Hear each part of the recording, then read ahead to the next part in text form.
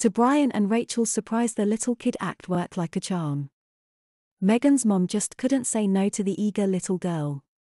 So they swallowed their pride and repeated the act for their moms. Brian had the toughest job because they'd decided his place would be the best location to go to as he was an only child. He had to convince his mom to have them all back. In the end though, it turned out to be a piece of cake.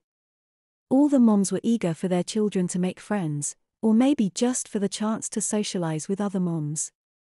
Either way, the trio was soon gathered at Brian's house.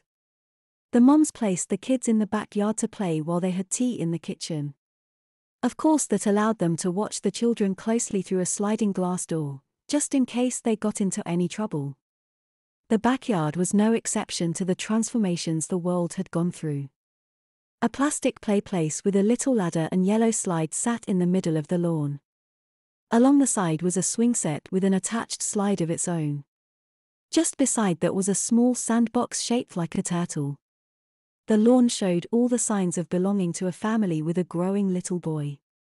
The newish swing set had replaced the plastic play place as the boy reached big boy kindergarten age. The three friends headed as far away from their moms as they could, settling on their bottoms in the grass along the far fence.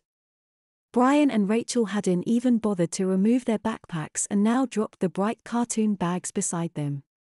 "So, what's the plan?" Megan asked Rachel as soon as they'd Saturday. "What plan? Why are you asking me?" she retorted. "Well, I dunno, Rach, maybe because you're always the one with a plan," Megan huffed.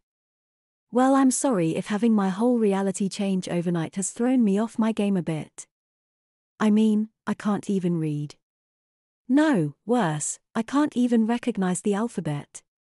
How do you expect me to come up with a plan to fix that?" Okay, we need to stay calm," Brian reminded them. "Now I don't know how this happened, but the only thing we can do right now is accept it and try to go with the flow." "You go with the flow, I've had it with being treated like a kid," Rachel snapped. "I'm tired, I'm dressed like an idiot and I'm hungry. But if I go in there and ask for something to eat, all I'll get is fussed over and fed like a baby." "Well, maybe there's something in here we can eat," Brian suggested, opening the zipper of his Thomas the Tank Engine backpack. Brian rummaged through the pack, finding only crayons, a coloring book and a leather-bound copy of Catcher in the Rye. All three gasped as the book fell onto the grass. Brian picked it up tentatively, as though it might burn him. He felt the leather in his hands, looked over the worn book. It was completely unchanged. "What is that doing here?" Rachel demanded. "I didn't put it in there. I swear I haven't seen this since last night," he insisted. "So it just packed itself in your backpack all on its own then?" Rachel scoffed. "Maybe it did," Megan interrupted ominously.